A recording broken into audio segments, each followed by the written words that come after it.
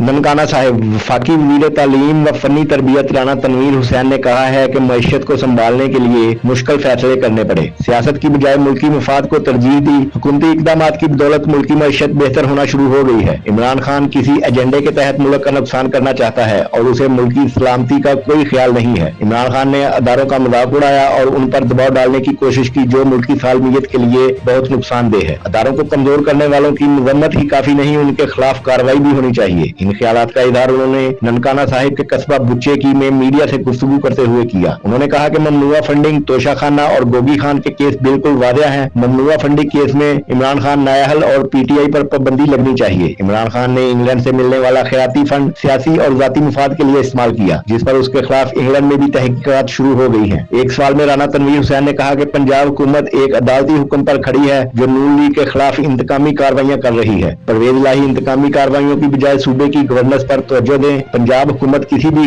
वक्त खत्म हो सकती है।